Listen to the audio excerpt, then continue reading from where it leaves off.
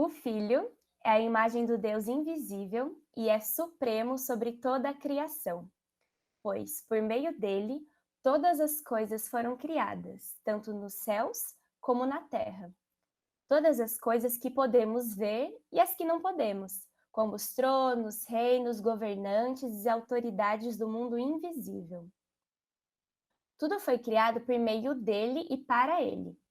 Ele existia antes de todas as coisas e mantém tudo em harmonia. Ele é a cabeça do corpo, que é a igreja. Ele é o princípio, supremo sobre os que ressuscitam dos mortos. Portanto, ele é o primeiro em tudo. E antes da pregação, a gente vai cantar mais uma música com a ajuda da Bia, Em Ti, da Nívia Soares, que resume essa passagem. Então, Bia, pode você chegar, abrir o microfone e nos ajudar mais uma vez. Vamos lá. Ele nos tirou do império das trevas e nos transportou pro reino do seu Filho amado. Nele temos a redenção dos pecados, o perdão. Recebemos reconciliação. Todas as coisas permanecem em ti, Jesus. A minha vida está firmada em ti, Jesus. Ele nos tirou do império das trevas e nos transformou no reino do seu Filho amado. Nele temos a redenção dos pecados, o perdão. Recebemos reconciliação. Todas as coisas permanecem em ti, Jesus. A minha vida está firmada em ti, Jesus. Tu és a imagem do Deus invisível, Verbo de Deus, princípio e fim, Deus de toda a terra, Senhor da igreja, nos rendemos diante de ti. Todas as coisas permanecem em ti, Jesus. A minha vida está firmada em ti, Jesus. Todas as coisas permanecem em ti, Jesus. A minha vida está firmada em ti, Jesus.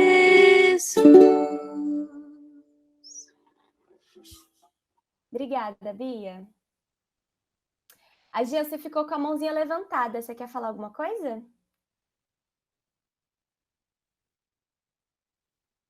Não? Então vamos seguir. Vou agora completar a leitura, que foi feita do 15 ao 18, e vou ler os versículos do 19 ao 23. Diz assim: Pois foi do agrado do Pai que toda a plenitude habitasse no Filho, e por meio dele, o Pai reconciliou consigo todas as coisas. Por meio do sangue do Filho na cruz, o Pai fez as pazes com todas as coisas, tanto nos céus como na terra. Isso inclui vocês, que antes estavam longe de Deus. É preciso, porém, que continuem a crer nessa verdade e nela permaneçam firmes. Não se afastem da esperança que receberam quando ouviram as boas novas, que foram anunciadas em todo o mundo e que eu, Paulo, fui designado servo para proclamar. Então, a gente vai iniciar nossa série Reconectar, em quem tudo encontra coerência. E eu vou chamar o Gesi para que eu ore por ele e ele exponha a nossa mensagem de hoje. Já está por aí, amigo? Já estou aqui sim, amiga. Pode orar aí. Então, Pai, mais uma vez, eu levo a Ti em oração, pedindo agora que o Senhor abençoe Gesi nesse tempo que ele vai expor a Tua palavra, ó Pai, que o Teu Espírito o conduza e que ele só profira palavras que venham de Ti, ó Pai. Também quebra o nosso coração, prepara o nosso coração para a gente receber essa palavra, ó Pai, e que ela encontre um bom solo para poder ser firmada. E tudo isso eu te peço no nome de Jesus. Amém. Agora é com você, amigo. Valeu, amiga. Oi, gente, tudo bom? Vocês estão bem? Tá friozinho aí? Tá um pouquinho frio. Eu tô em Sousas, na casa do pai, né? E então o cenário hoje tá diferente, né? Mas é isso, gente. Tô aqui, bom estar com vocês nesse primeiro domingo da nossa série sobre Colossenses, né? Colossenses é um dos meus livros favoritos da Bíblia, né? Junto com vários outros, né? Como tem bastante livro, então dá para selecionar vários favoritos também, né? Mas Colossenses fala bastante comigo sobre como a gente pode servir Jesus de modo mais integral e segui-lo de modo mais integral, né?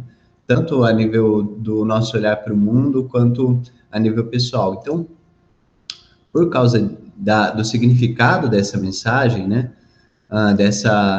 Da mensagem de Colossenses, eu vou compartilhar minha tela, tá, Bia? Vou suplantar a sua. Aí, deixa eu ver aqui.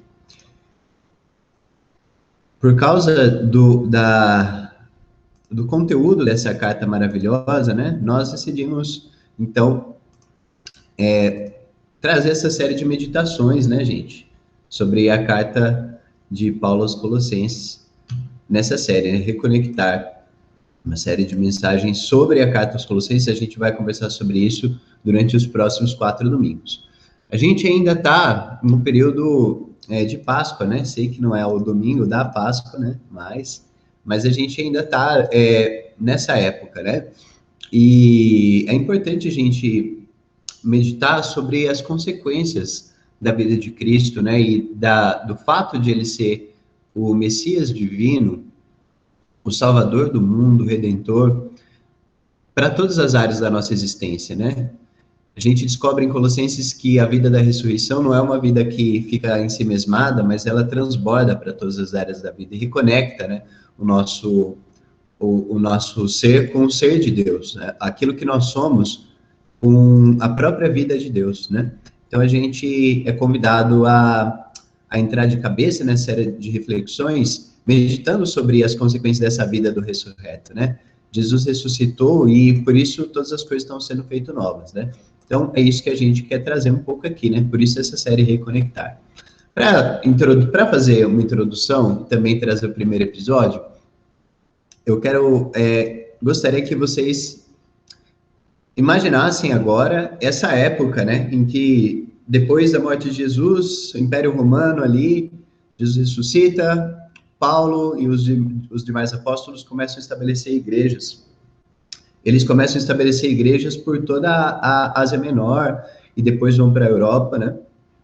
E dentre essas cidades está a cidade de Colossos. Alguém achou Colossos aí no mapa? Vocês conseguiram ver onde está? Nessa miríade de cidades, né? Deixa eu ver se eu consigo com o apontador aqui. Então, Colossos Colosse fica aqui, né? Então, Laodiceia fica do lado de Laodiceia, aquela igreja do pessoal de Apocalipse, que ninguém quer ser Laodiceia, né? Éfeso não fica tão longe aqui, né? E aqui vocês podem ver uma série de igrejas que são a série de igrejas das cartas apocalípticas, né? Pérgamo, Tiatira, Sardes, Filadélfia. Aí fica pertinho de Antioquia, que foi o primeiro lugar, né, que fora do mundo judeu, que o povo começou a aceitar o evangelho, né? Tarso fica bem aqui, ó, né? Então, Colossos fica no meio do caminho entre Éfeso e Tarsus, mais ou menos, né? Por aí, né? E aqui descendo tá Jerusalém. Gente, então, o interessante, sabe o que é curioso? É que, embora estivesse tão perto de lugares que Paulo visitou, como, por exemplo, Éfeso, né? E outras cidades aí do mundo grego, né? Que estão perto, aqui perto, né? Tipo, veja, Tarso não é tão longe de Antioquia, Paulo ficou um tempão em Antioquia, ele morou 3 anos em Éfeso, mas, ao que parece, ele nunca visitou a comunidade de Colossos, né? Ele nunca pisou em Colossos.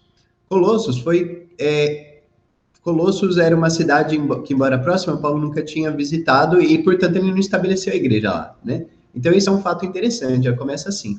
Paulo, quando escreve a carta aos Colossenses, ele escreve a carta a partir da prisão, né? Então, ele está na cadeia quando ele escreve essa carta, e há indícios de que ela tenha sido escrita mais ou menos na época que ele escreveu a carta aos Efésios. Então, a mensagem de Efésios, a mensagem de Colossenses até bate um pouco, né? Se você vê ali o mesmo período reflexivo de Paulo, trazendo meditações semelhantes sobre, sobre Jesus, sobre a igreja, né? Então, Paulo escreve essa carta a partir da prisão, mais ou menos na mesma época em que escreve a carta aos Efésios. Paulo nunca visitou a cidade de Colosso, né? A igreja dos Colossenses foi fundada por Epáfras, como cooperador de Paulo. Epáfras foi quem começou a igreja de Colosso, e Epáfras era brother de Paulo. E aí, num dia, o Epáfras foi visitar Paulo. Então, essa é a hipótese, né? Um dia, Epáfras foi visitar Paulo e conversa com Paulo sobre a situação dos colossenses, né? Os colossenses... E aí, Paulo pergunta, e aí, como que tá os colossenses lá? Qualquer dia eu passo lá pra gente tomar um café. E aí, o que acontece? Epáfras fala, beleza, vai ser bom você ir lá, né? Mas eu queria que você escrevesse uma carta para os colossenses motivando, porque apesar de eles estarem bem, eles estão sob pressão. E, gente, que pressões são essas, né? Tem diversas pressões que os colossenses estão passando. Então, aqui eu vou dar 3 pressões que vocês vão facilmente capturar e mentalizar. Continua com esse deslocamento para o mundo grego. Aquele deslocamento para cidades em que cada cidade tinha um templo dedicado a uma divindade. E, enfim, aquele itinerário cultural daqueles povos dominados pelo Império Romano, né? Então, algumas das pressões que eles sofriam. Uma pressão comum na época a todos os cristãos que viviam no Império Romano era o sofrimento por causa da perseguição. Então, os cristãos eram perseguidos porque eles se recusavam a adorar César como o Senhor de todas as coisas, né?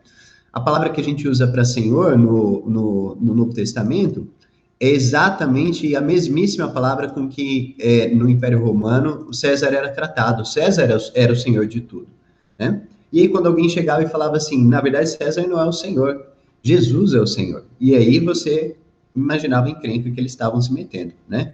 Desafiando o próprio imperador, o próprio establishment, né? O próprio modo como as coisas funcionavam naquela época. E por isso eles eram perseguidos, jogados em covas, essa história a gente conhece, né? Então, essa era uma das pressões. Outra pressão que eles tinham que lidar, essa em particular da cidade de Colossos, né, e de várias cidades dali. Todos esses colossenses vinham de uma cultura idólatra, que adorava deuses gregos, deuses locais e espíritos, aos quais eles deveriam prestar reverência. E esses espíritos, essas divindades, governavam diferentes aspectos da realidade, né? Diferentes aspectos da natureza, diferentes aspectos da existência humana, e eles davam o nome a esses espíritos de princípios elementares desse mundo, né? Princípios elementares do mundo. Pelo menos é assim que Paulo se refere na carta, né, de Colossenses. Ao longo dela, a gente vai ver esse termo, princípios elementares do mundo. Tem outras traduções, mas enfim, esse é um dos nomes, né, que a gente vai encontrar aí nas traduções, princípios elementares do mundo. Muitos diziam o seguinte: sim, nós vamos seguir a Jesus, mas ele é apenas uma das entidades a serem adoradas, porque a gente tem que seguir Jesus, mas a gente também tem que seguir os princípios elementares do mundo, cada um deles. Perceba que, na verdade, a adoração a esses deuses não era apenas uma questão de crença pessoal, de preferência pessoal, um negócio que você podia fazer em casa e ficar numa boa. Isso tinha a ver com o modo como eles concebiam a própria vida pública em Colossos, né? Cada um dos deuses era responsável por manter a paz na cidade, a paz daquela civilização, porque cada um deles era responsável por um aspecto da realidade. Então você tinha que agradar todo mundo. Percebe que realidade fragmentada? Se você dissesse que ia adorar Jesus e não adorar todos os outros, você era tratado como uma ameaça. Não uma ameaça somente do ponto de vista da sua fé, mas uma ameaça pública à cidade, né? Diversas vezes Paulo é expulso das cidades por perturbar a ordem pública, somente por pregar Jesus. E aí você fica com isso na cabeça, e aí você começa a perceber que, na verdade, não era só uma questão de preferência pessoal. Paulo, ao pregar Jesus, anunciar Jesus, ele estava desafiando a ordem da época. E os colossenses estavam se sentindo encrencados também por causa disso. E por fim, gente, também tinha a pressão dos judeus para que eles obedecessem às ordens judaicas. Para completar esse quadro, não bastavam os romanos, não bastavam os gregos, tinha também os judeus que estavam espalhados aí pelo mundo inteiro, tinha ali sinagogas e falava, não, eles adoram a Deus, mas eles estão adorando do jeito errado, eles precisam vir aqui na sinagoga, se circuncidar. Então, olha só, aí Paulo fica, né, indignado com tudo isso e também quer motivar os colossenses a uma devoção maior a Jesus. Então ele decide escrever uma carta para desafiá-los a manter sua fé em Cristo, em meio a todos esses desafios, né? E essa carta é a carta aos Colossenses. Que vai, gente, já aqui de antemão, vai endereçada, tem um anexo junto, né? Que é a carta de Filemão, que a gente tem na Bíblia também. Então é muito legal ler Colossenses e Filemão junto. Faça esse exercício. Leia Colossenses, leia Filemão e vamos ser felizes, tá bom? Gente, então, vamos conversar sobre isso nos próximos domingos. Já coisa demais para uma introdução, né? Mas a gente vai conversar sobre isso nos próximos domingos. Paulo começa a carta falando sobre a gratidão a Deus pelo povo, seguir uma fé tão verdadeira e tão digna. E ele fala, eu quero ver vocês, eu quero visitar vocês, né? Eu tenho ouvido a fé, a esperança e o amor de vocês, esse evangelho está frutificando, mas permaneçam firmes. Permaneçam firmes em Jesus. Permaneçam firmes em Jesus. E essa é a mensagem por toda a carta. E em Jesus todas as coisas encontram coerência, Colossenses. Meus caros queridos Colossenses, em Cristo todas as coisas encontram sentido. E ele começa, para fazer eco dessa verdade, ele diz as seguintes palavras, né? Então ele começa a ler o texto que a gente já leu e que a gente vai conversar um pouco aqui hoje. Ele diz assim: ele, Jesus, é a imagem do Deus invisível, o primogênito sobre toda a criação, pois nele foram criadas todas as coisas nos céus e na terra, as visíveis e as invisíveis, sejam tronos, sejam soberanias, poderes ou autoridades. Todas as coisas foram criadas por ele e para ele. Ele é antes de todas as coisas e nele tudo subsiste. E aí ele continua, ele escreve um poema que muita gente acha que isso era um hino que eles cantavam realmente na igreja primitiva, né? E esse poema, ele é a pedra angular dessa carta, né? Porque a partir desse poema, a partir desse hino cristológico, esse hino sobre Jesus, Paulo vai pensar as consequências disso para toda a vida dos colossenses, para o modo como eles lidam com os princípios elementares do mundo, para o modo como eles lidam com o próprio sofrimento e para o modo como eles lidam com os próprios relacionamentos, né? Então, vamos refletir um pouco detidamente sobre esse trecho. No versículo 15, Paulo afirma justamente que Jesus é a própria imagem do Deus invisível. Então, vocês podem perceber o trocadilho, né? Já de antemão. Deus é invisível, né? Mas Jesus é a imagem do Deus invisível. esse aparente paradoxo não é casual, né? Paulo sabe que Deus é invisível, que Deus, para o povo judeu, é um Deus invisível.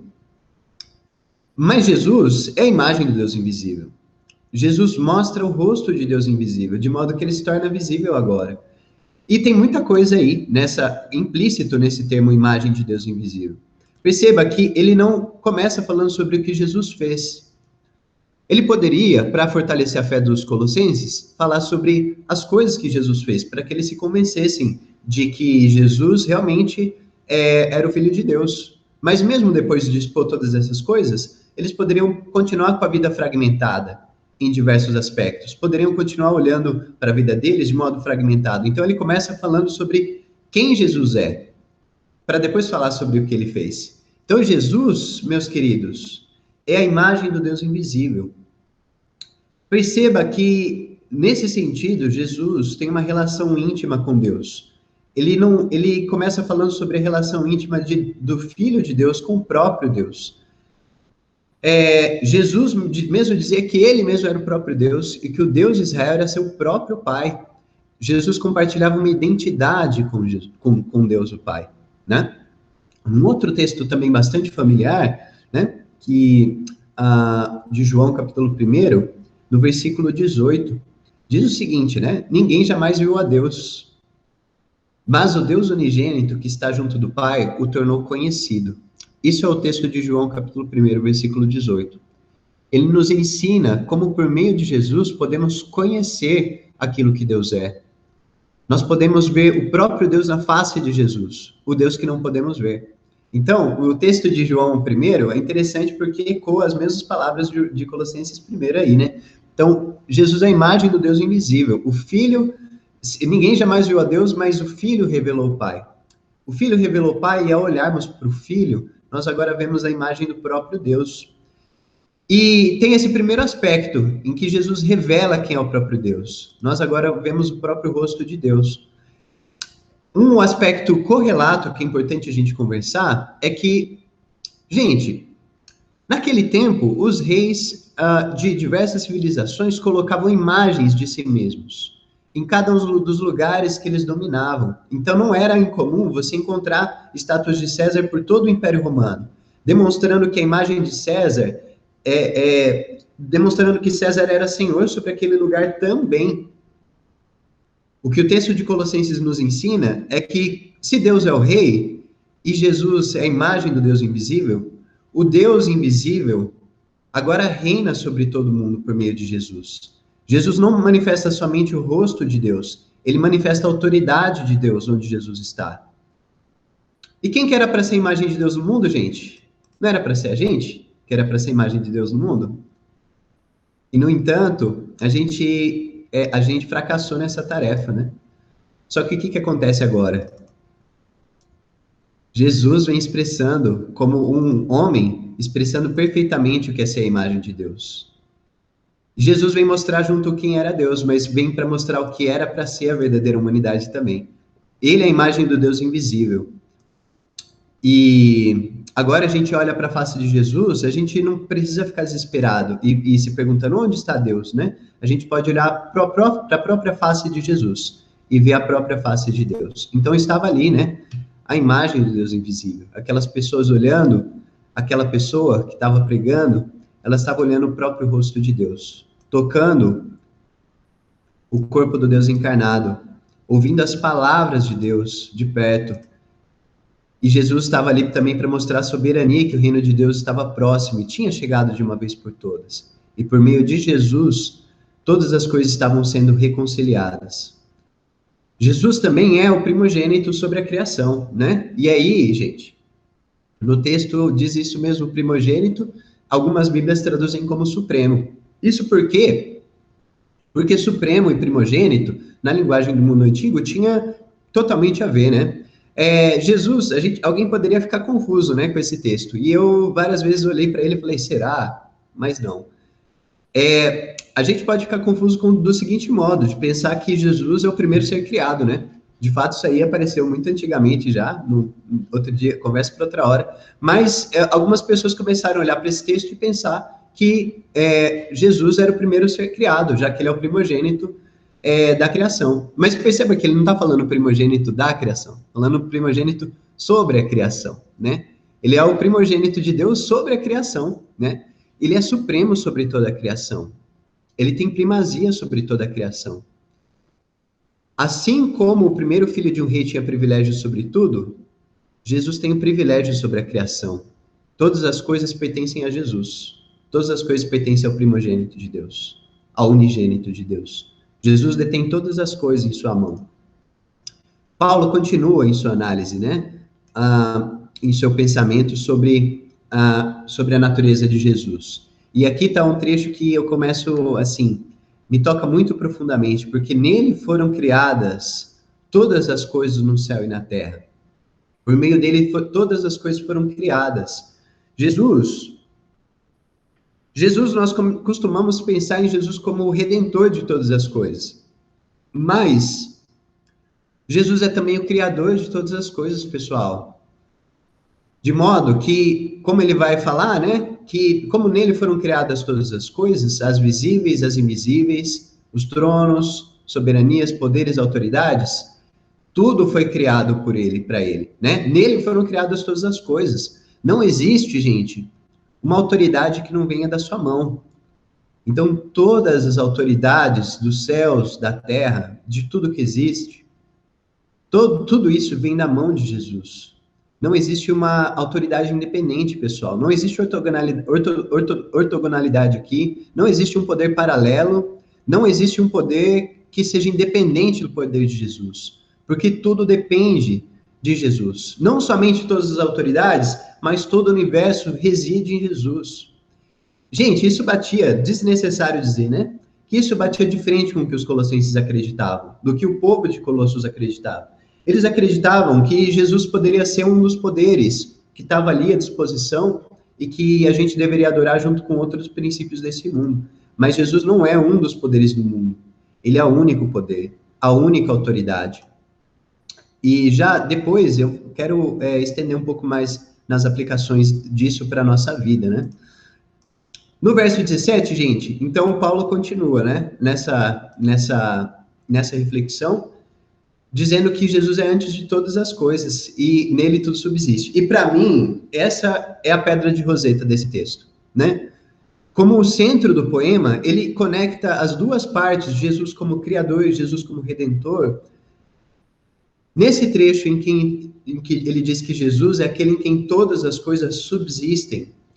E, gente, o termo subsiste aí é um termo que reflita um pouco sobre o significado disso, né?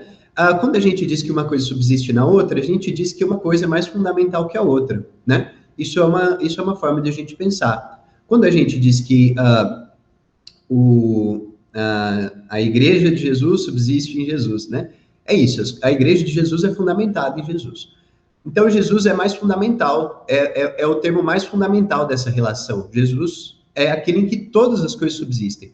Mas a nossa tradução do termo subsiste deixa de pegar alguns elementos da terminologia original, que estão implícitas quando eles diziam isso. Algumas traduções vão traduzir, por exemplo, a NVT, né, que a gente leu, vai dizer que ele mantém tudo em harmonia, né? Algumas traduções também, isso mais na língua inglesa, vão dizer que todas as coisas coerem em Jesus, né? Todas as coisas encontram coerência em Jesus. E esses três significados somados, dão um elemento interessante para a gente. Jesus não é só o fundamento de todas as coisas, pessoal. Jesus é aquilo que junta todas as peças da nossa realidade fragmentada e coloca as coisas em harmonia. Quando a gente olha para uma realidade desfragmentada, a gente pode olhar para Jesus e ver que ele integra a realidade por completo, né? Não só não existe domínio nenhum que não esteja na mão de Jesus, mas a realidade inteira encontra sua coerência em Jesus. A criação de Deus, Jesus como Criador e Jesus como Salvador, são a mesma pessoa, integrando uma mesma obra, integrando uma mesma criação, um mesmo propósito de Deus, um mesmo plano redentivo de Deus, um mesmo reino de Deus, uma mesma ação redentiva, de restaurar todas as coisas com Deus.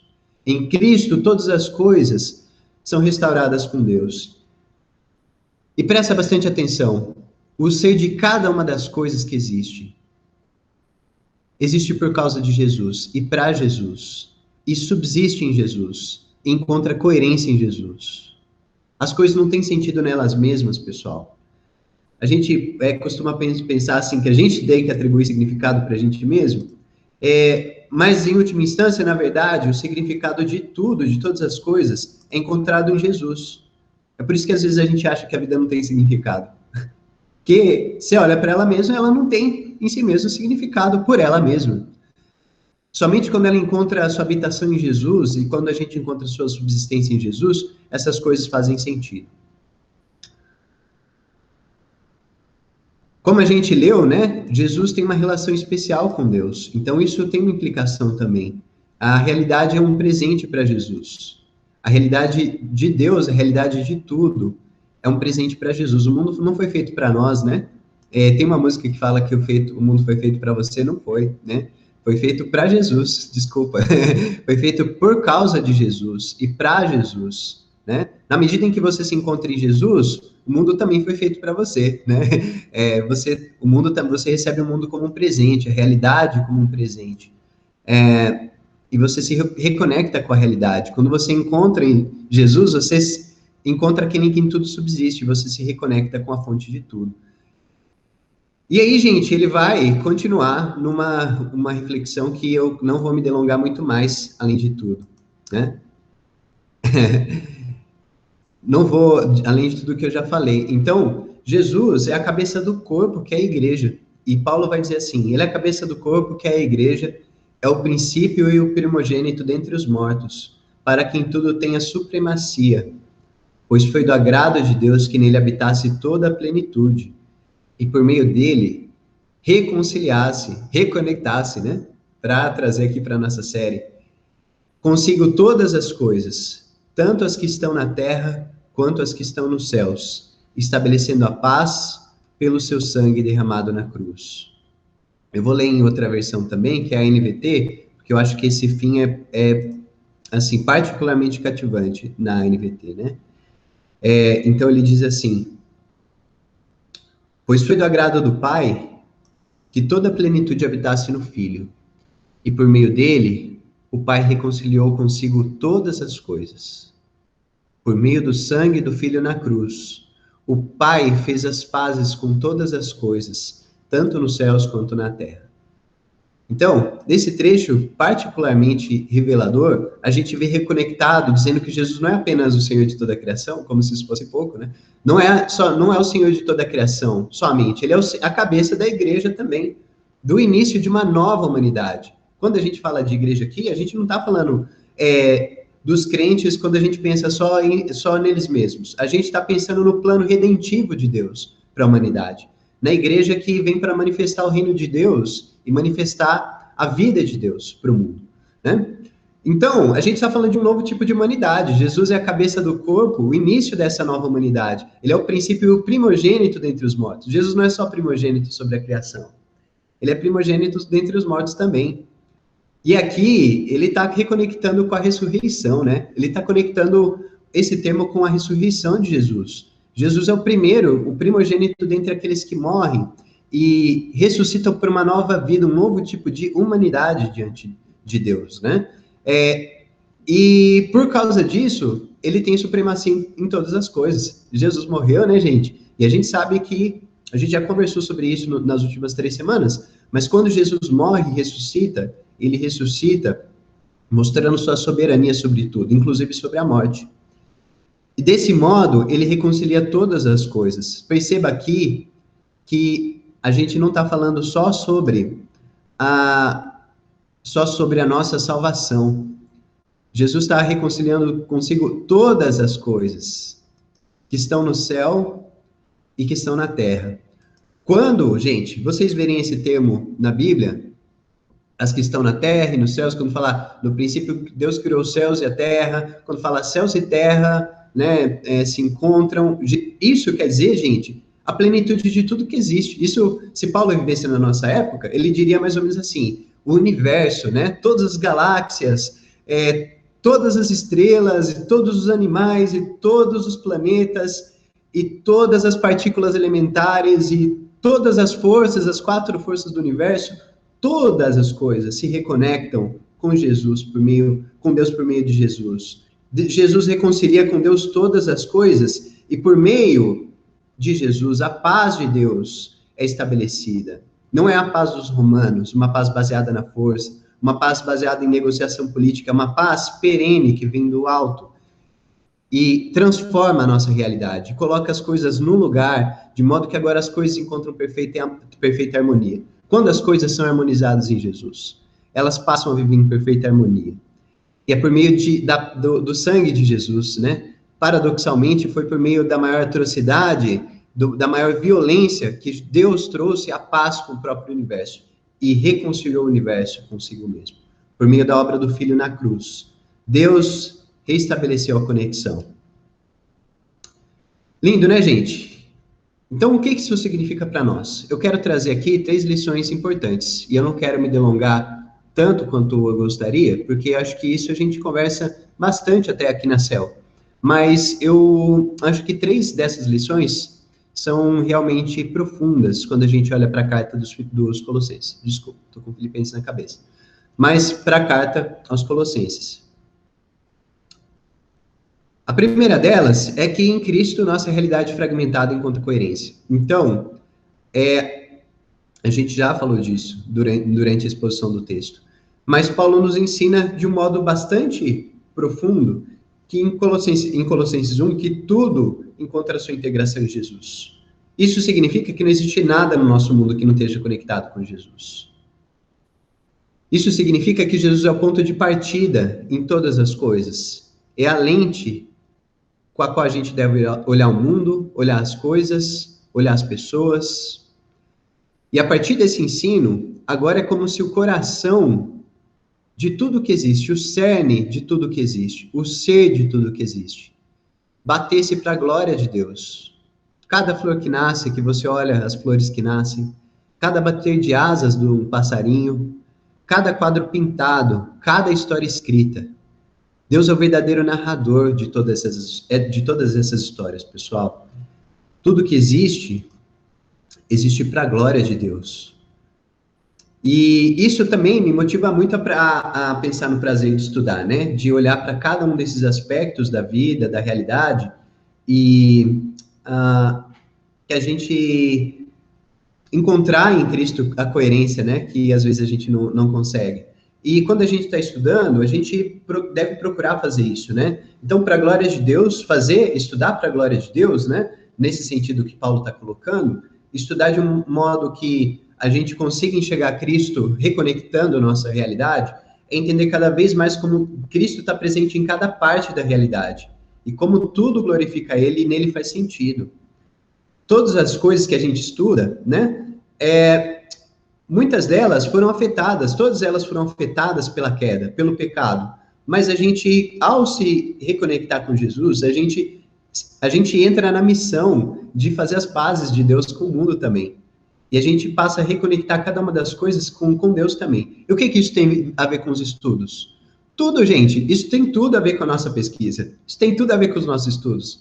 Tudo a ver com o modo como a gente pensa, como a gente trabalha, como a gente ensina. Isso tem a ver com tudo. Em particular, na universidade, a gente vai encontrar várias coisas, né? A gente deve manter os nossos olhos abertos, porque a realidade que foi criada é a realidade do Filho de Deus. E todas as coisas encontram coerência nele. Então, é claro que você vai precisar fazer críticas e certas perspectivas vão se revelar mais próximas dessa integração e dessa redenção.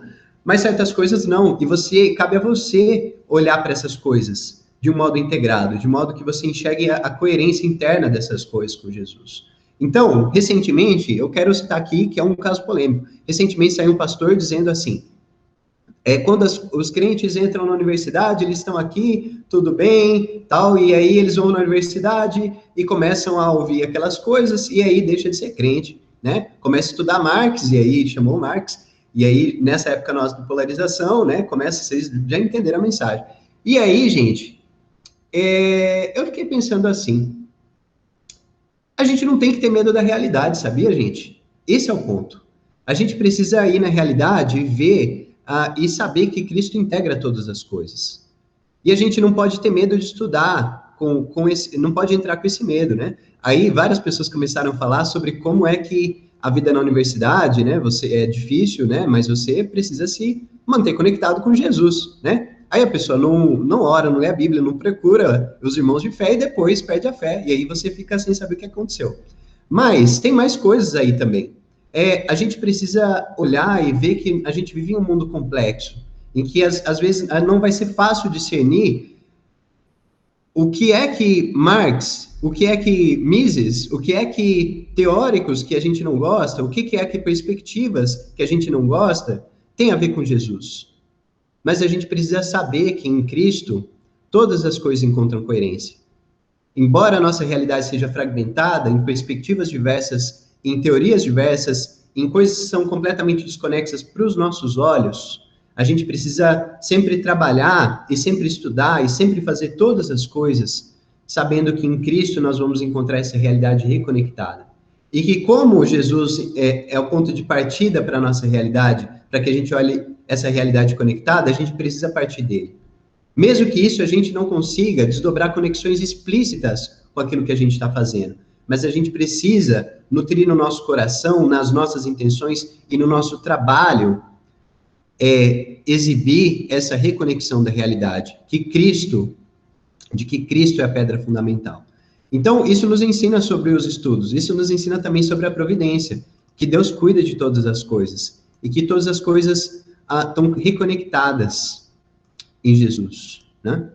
Depois a gente fala mais sobre esse assunto, a gente conversa bastante sobre isso. Eu quero mostrar só um trecho de um autor que que publicou nesse livro aqui, né? Cristo e a Ordem Criada, né?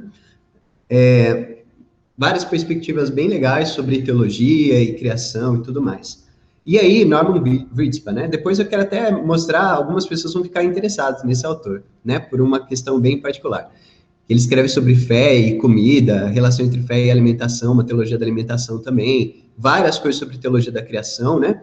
E ele diz o seguinte a respeito dessa realidade: por boas razões, os autores patrísticos, desde Teófilo de Antioquia a Orígenes de Alexandria, sustentavam que o princípio referenciado em Gênesis, em Provérbios 8, João 1, né, Apocalipse 22, 13, não se referia a um começo temporal, mas sim ao princípio ontológico que funda e governa o ser das coisas criadas.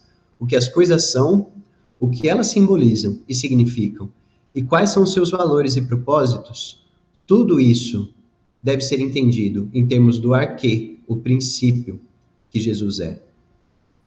Isso significa também que as coisas não existem paradas em si mesmas, né? Mas quando a gente percebe que as coisas não Jesus governa, né? Dizer que Jesus é o princípio ontológico, o princípio do que as coisas são, que governa toda a criação, é dizer que seu modo de ser, descrito de maneira útil e sucinta por Bonhoeffer, como o seu ser para os outros, é determinante para o ser de tudo. Dizer que as coisas vêm a ser por Cristo é dizer que a existência e o movimento de cada coisa se origina e passa pelo modo de ser para outros que é incorporado na vida de Jesus. Então as coisas não ficam paradas, né? Assim como Jesus não existe parado lá, mas ele existe num movimento para nós. Assim também, todas as coisas criadas são reconectadas quando a gente estabelece relação e percebe que elas existem umas para as outras também. Então, é assim que a gente reconecta tudo também, né, gente? Então, fica aí uma perspectiva interessante de que não basta dizer que Jesus fundamenta, Jesus reconecta no seu modo de amor pelo mundo, no seu modo de amar a criação, de amar, em particular, a nossa humanidade. E é nesse amor de Deus, nesse movimento de ser para o outro, que a gente reconecta tudo, né? Gente, isso tem algumas consequências também para o modo como a gente encara a vida humana, né? Não é só sobre a criação, é também sobre a vida humana. Então, o senhorio de Cristo se estende sobre todas as esferas da vida humana.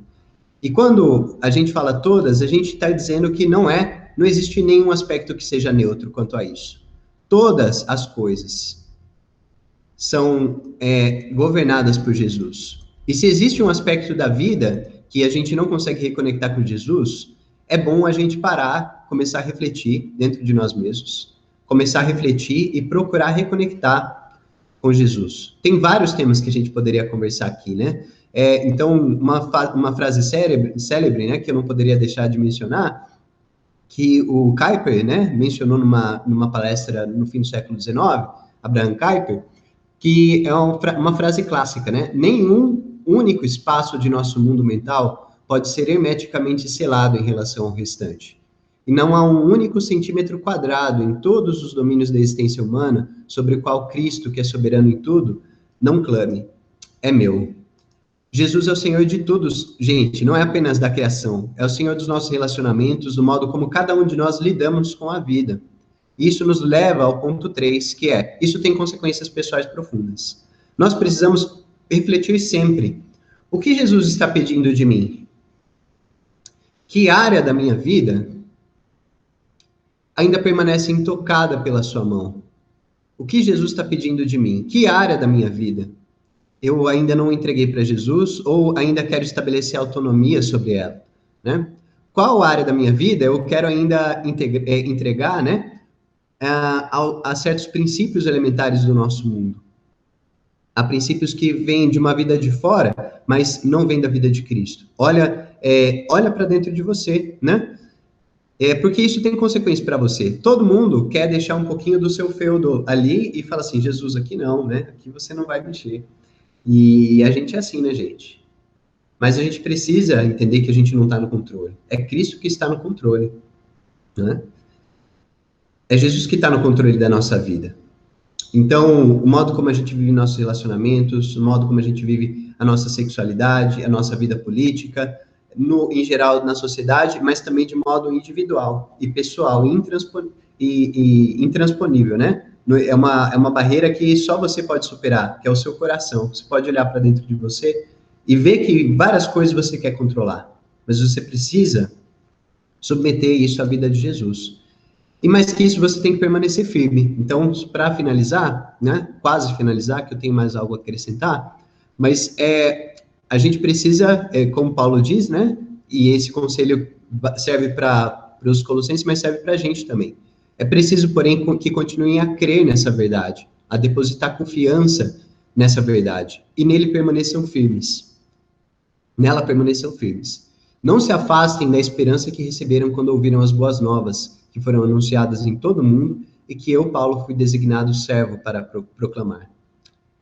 Assim como os colossenses, eu sou bombardeado todos os dias.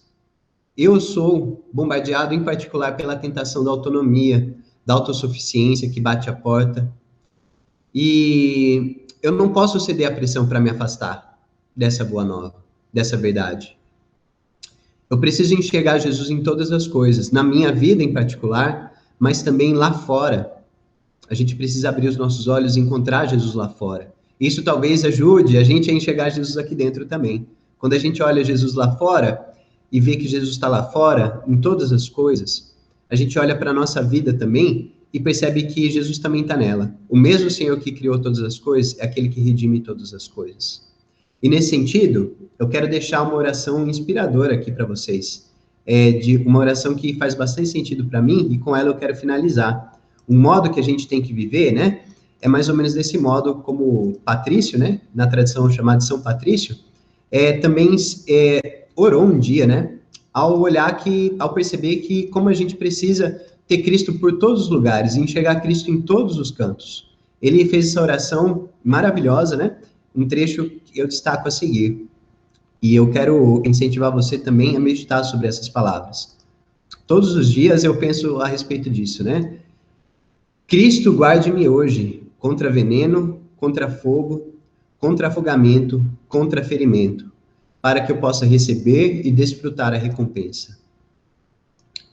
Cristo comigo, Cristo à minha frente, Cristo atrás de mim, Cristo em mim, Cristo embaixo de mim, Cristo acima de mim, Cristo à minha direita, Cristo à minha esquerda, Cristo ao me deitar, Cristo ao me sentar, Cristo ao me levantar, Cristo no coração de todos a quem eu falar, Cristo na boca de todos os que me falarem, Cristo em todos os olhos que me virem, Cristo em todos os ouvidos que me ouvirem.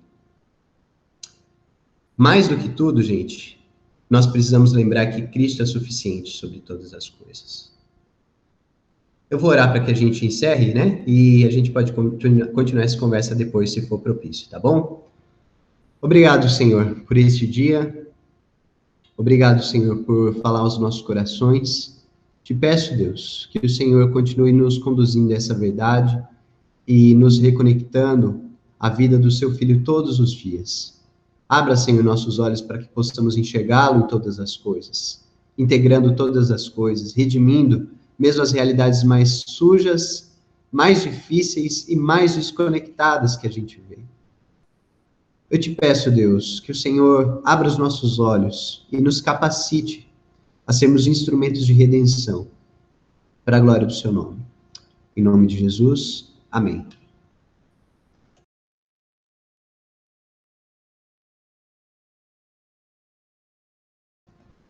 Com você, Bia.